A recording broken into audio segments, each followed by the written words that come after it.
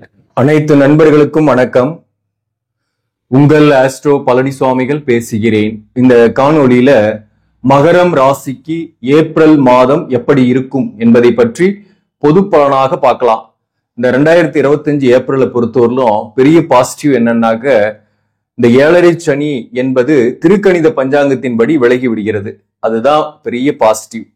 அதாவது நீங்க தலைமையில சுமந்த பாரம், பாதத்தில் சுமந்த வழி, இதெல்லாம் விலக போகக்கூடிய காலகட்டம், விதி மாறும் நேரம் என்றே சொல்லலாம். இந்த சனி பெயர்ச்சி என்பது 2.5 வருஷம். அதுல 3ஆம் இடத்துல சனி வர்றது உங்களுடைய முயற்சிக்கேற்ற பலனை கொடுக்கும்.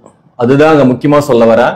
அதே போல யாருக்கெல்லாம் இந்த கலசர தோஷம் தார தோஷம் இல்லாம கருத்து வேறுபாடு மட்டும் இருந்து பிரிந்திருக்கிறாங்க, வழக்குக்கு போகல, டிவோர்ஸ் அப்ளை பண்ணல, போலீஸ் ஸ்டேஷன் போய் கம்ப்ளைண்ட் பண்ணல அப்படின்றவங்க சேரத்துக்கான வாய்ப்பு இந்த 2.5 வருஷத்துல அவங்க எடுக்கக்கூடிய முயற்சியின் அடிப்படையில் இருக்கு. அதுதான் நான் சொல்லக்கூடிய விஷயம். இப்போ 7.5 சனி முடிஞ்ச உடனே இழந்ததை பெறக்கூடிய வாய்ப்பு உண்டு அப்படின்னாக்க, கண்டிப்பாக வேலை இல்லாதவர்கள், வேலையை விட்டவர்கள், அவங்களுக்கு வேலை கிடைக்கும். நீங்க அது ஏப்ரல் 1ஆம் தேதியே கிடைக்கும் நம்ம எதிர்பார்க்காம படிப்படியான முயற்சிகள் மூலம் உங்களுக்கு மே மாதத்திற்கு மேல அந்த வேலை வாய்ப்புன்றது சிறப்பாகவே இருக்கும் உங்களுக்கு. ஏன்னா அந்த ஏப்ரல் மாசத்தை பொறுத்தவரையிலும் நிறைய எஃபோர்ட் போடுவீங்க, சுறுசுறுப்பா இருப்பீங்க, பதட்டத்தோட கொஞ்சம் இருப்பீங்க. அந்த பதட்டத்தை கொஞ்சம் தவிர்க்கணும். அதாவது தைரியம், வீரியம், முயற்சி ஸ்தானத்துல கூட்டு கிரக சேர்க்கை, சனி ராகு சேர்க்கை, சூரியன் புதன் நீசம், சுக்கிரன் வக்ரம், இந்த காம்பினேஷன்ல ராசிக்கு 3ஆம் இடத்துல இருக்கிறது ஒரு வகையில யோகத்தை கொடுக்கும். அது எந்த யோகம் அப்படின்னா, நீங்க செய்யக்கூடிய முயற்சிக்கு ஏற்ற பலன் கிடைக்கும். அப்போ இந்த நேரத்துல நீங்க டிராவல் பண்ணுவீங்க, சிறுதூர பயணம் போயிட்டு வருவீங்க. நண்பர்கள், உற்றார் உறவினர்கள், உங்களை விட்டு பிரிந்தவர்கள் உங்களோட பேச வருவார்கள். உங்களுடைய மதிப்பு மரியாதை உயரும், புகழ் கூடும். முக்கியமா சொல்ல போனாக்க, உங்களுக்கு வேலை பார்க்கக்கூடிய இடத்துலயும் சரி, உறவுகள் மத்தியிலும் சரி, நீங்க வாழக்கூடிய ஏரியாவிலையும் ஒரு புகழ் வரும். இனி வரும் காலத்துல அந்த புகழ் நல்லாவே நீங்க ஃபீல் பண்ற மாதிரி இருக்கும். அடுத்தது, இந்த சனி 3ஆம் இடத்துல இருந்து ராகுவோடு இருக்கிறதுனால உடல் நல விஷயத்துல மட்டும் கவனம் செலுத்திக்கணும் இந்த மாதத்தை பொறுத்தவரையிலும். அதே போல இந்த சனி ராகு சூரியன் சேர்க்கை இருக்கிறதுனால வேலை விஷயமா ஹார்ட் ஒர்க் பண்ற மாதிரிதான் இந்த மாதமும் இருக்கும். வேலை மாற்ற இடமாற்ற சிந்தனைகள்லாம் வரும். அந்த வேலை மாற்ற இடமாற்றத்தை தவிர்க்கிறது நல்லது. இருக்கக்கூடிய இடத்துலயே கூட உங்களுக்கு பதவி உயர்வோ ஊதிய உயர்வோட உங்களுக்கு அப்கிரேட் ஆகக்கூடிய காலகட்டம் இனி வரும் மாதங்கள்ல இருக்கு. அதனால அவசரப்பட்டு பேப்பர் போடாதீங்க. அரசு பணியில் இருப்பவர்களுக்கு டிரான்ஸ்பர் கிடைக்கும். மேக்சிமம் நீங்க எதிர்பார்த்த நல்ல டிரான்ஸ்பரே கிடைக்கும். அதுவுமே பாத்தீங்கன்னாக்க உங்களுக்கு இந்த ஏப்ரல் மாதம் பிற்பகுதியிலிருந்து அதுக்கான வாய்ப்புகள் உண்டு. புதிதாக வேலை தேடக்கூடியவர்கள், இப்ப வேலைக்கு நான் போயே ஆகணும், இன்னும் 2 மாசம் வரலாம் என்னால பொறுத்திருக்க முடியாது, ஏற்கனவே நான் வேலையை விட்டு 1 வருஷம் ஆகுது அப்படின்னு சொல்லக்கூடியவர்களுக்கு இந்த மாதத்தோட பிற்பகுதி, அதாவது ஏப்ரல் 14ஆம் தேதியிலிருந்து சூரியன் உங்க ராசிக்கு 4ஆம் இடத்துல உச்சம் பெற போகிறார். அந்த உச்சம் பெறக்கூடிய காலகட்டத்துல சூரியனுடைய பார்வை 10ஆம் பாவகத்துக்கு வரும். சோ அந்த வகையில வேலை விஷயமா இருக்கக்கூடிய நெருக்கடி குறைஞ்சு புதிய வேலை வாய்ப்பு தேடுறவங்களுக்கும் புதிய வேலை வாய்ப்பு கிடைக்கும். அப்போ ஆல்ரெடி அரசு பணியில் இருக்கீங்க, ஒரு பெரிய கம்பெனில ஒர்க் பண்றீங்கன்னா கூட உங்களுக்கு அந்த ஏப்ரல் 13ஆம் தேதி முடிகிற வரையில தான் அந்த ஒர்க் பிரஷர் டென்ஷன்லாம் அதிகமா இருக்கும். அதுக்கப்புறம் கிராஜுவலா குறையறத நீங்க பார்க்கலாம்.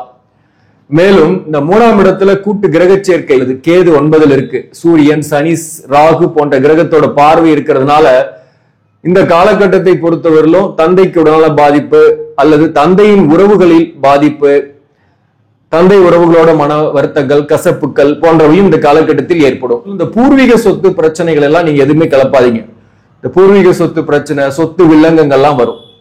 இந்த காலகட்டத்தை பொறுத்தவரை முதல் பகுதியில் அதுக்கான வாய்ப்பு மிக அதிகம். ஏப்ரல் 14ஆம் தேதி வரலும் இந்த சொத்து சம்பந்தமான எந்த முடிவும் புதிய முடிவுகள் எடுக்காதீங்க. வழக்குகள்ல இருக்கீங்க, வழக்குகளில் வெற்றி ஏற்படுமா அப்படின்னாக்க, உங்களுக்கு மே மாதத்திற்கு பிறகு குரு பயிற்சி ஆன பிறகு வழக்குகள் உங்களுக்கு சாதகமான தீர்ப்புகளை சொல்லும் அல்லது வழக்குகள் உங்களுக்கு சாதகமாக செல்லும். சோ மொத்தத்துல இந்த 2 மாசம் கொஞ்சம் சில விஷயங்கள்ல போஸ்ட்போன் பண்ணிட்டு அமைதியா இருக்கிறது தான் நல்லது. இதனால தைரியம் இல்லாம சில விஷயங்கள் இறங்குறதுக்கு பயந்துகிட்டு அல்லது இறங்கினா ஃபெயிலியர் ஆயிடுமோன்ற ஒரு கவலைப்பட்டுட்டு இருந்தவங்க கூட தைரியமா இறங்கி செயல்பட போறீங்க. தயக்கங்கள் விலகுதே, தவிப்புகள் தொடருதேன்னு போன மாசத்துல கூட இதை சொல்லியிருந்தேன். பதட்டத்தை குறைச்சிங்க. ஒரு வேலையை உங்ககிட்ட கொடுக்குறாங்க, செஞ்சு முடிக்கணும்னாக்க பதட்டத்தோட செய்யும் போது அந்த வேலையில தவறுகள் வர்றதுக்கு வாய்ப்பு இருக்கு. அதாவது பதறிய காரியம் சிதறும் அப்படின்னு சொல்லுவாங்க இல்லையா, அதனால பதட்டம் வரும். இந்த காலகட்டத்துல அந்த பதட்டத்தை குறைச்சிக்கணும்.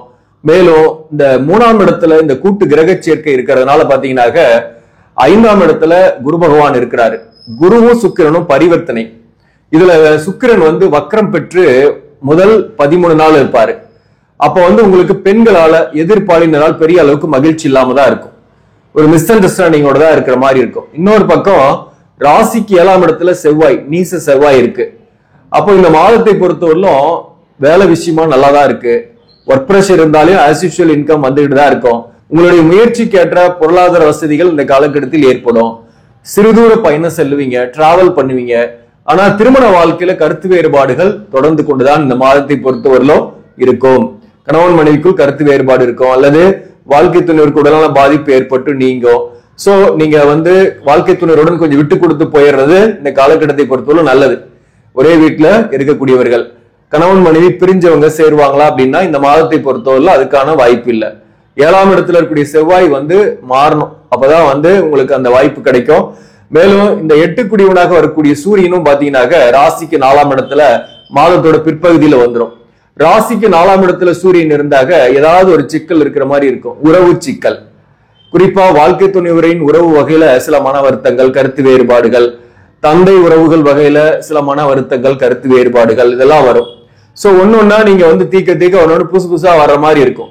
இந்த 4ஆம் இடத்துல சூரியன் இருக்கும்போது சித்திரை மாசம் ஃபுல்லாவே இந்த உறவுகளோட ரியாக்ட் பண்ணாம ரொம்ப அவங்களோட வச்சுக்காம அல்லது டிஸ்டன்ஸ் கீப் பண்ணிட்டு இருக்கிறது நல்லது. வாட் இஸ் வாட்ன்ற லெவல்ல போயிட்டீங்கன்னாக்க பிரச்சனையே கிடையாது.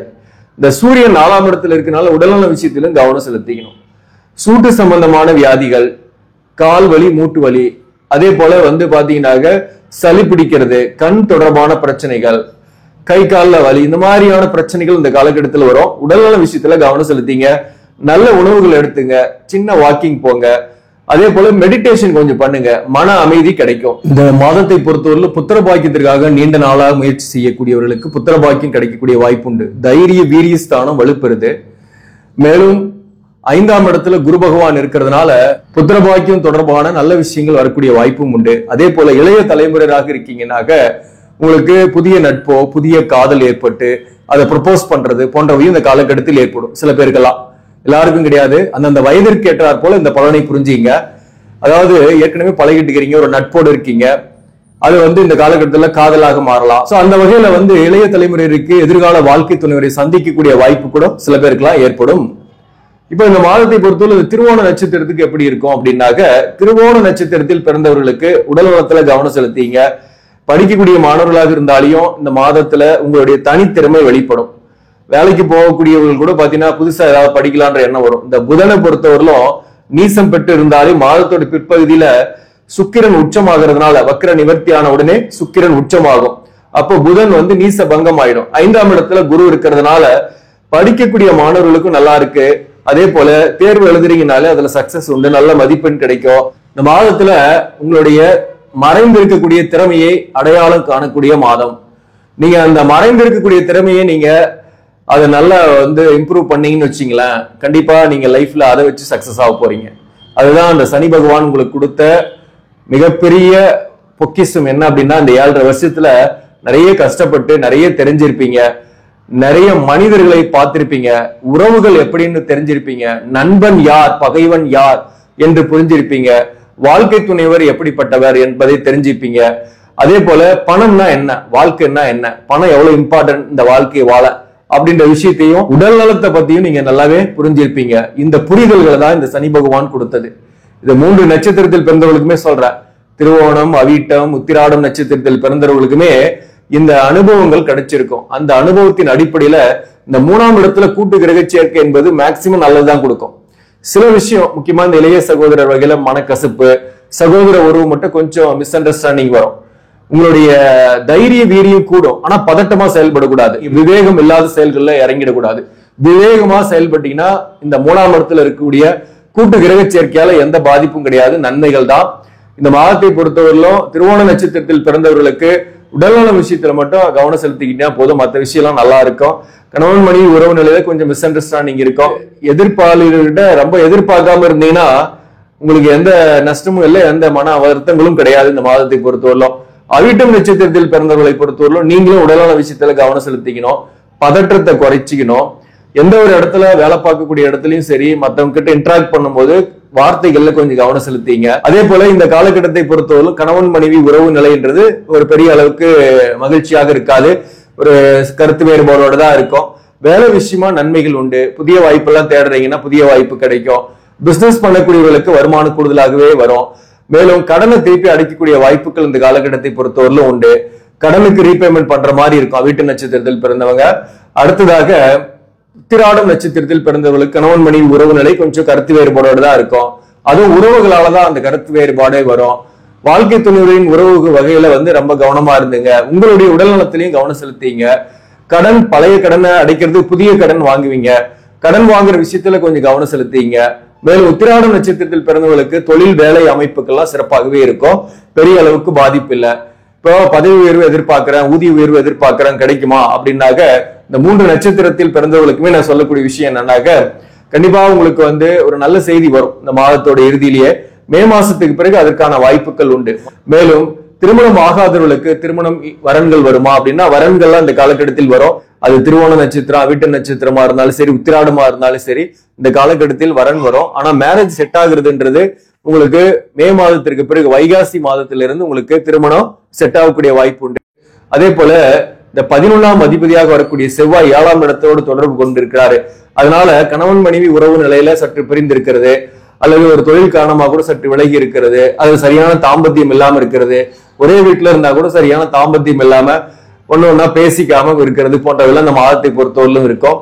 மறுமணத்திற்காக வரன் பாக்குறீங்க, மறுமண முயற்சிகளா செய்யலாமா அப்படின்னா அதற்கான முயற்சிகள் செய்யலாம். ஆனா உங்களுக்கு திருமணம் ஆகிறது உங்களுக்கு வைகாசி மாசத்துல இருந்து அதுக்கான வாய்ப்புகள் உண்டு. இந்த மாதத்துல சில விஷயங்கள் தடைகளா இருக்கும். ஆனா முயற்சி எந்த அளவுக்கு எடுக்கிறீங்களோ அந்த முயற்சியில ஒரு ரிசல்ட் கண்டிப்பா உண்டு. அந்த ரிசல்ட் நீங்க இந்த மாதத்தோட பிற்பகுதியிலிருந்து அதை எதிர்பார்க்கலாம். ஆனா சில பேருக்கு இந்த மாதத்தோட பிற்பகுதியில வீடு மாற்றம் ஏற்படும். சில பேருக்கு வாகனத்தில் பழுது ஏற்பட்டு அதற்கு செலவு பண்ண போறீங்க. சில பேருக்கு வாகன மாற்றம் ஏற்படக்கூடிய வாய்ப்பும் உண்டு.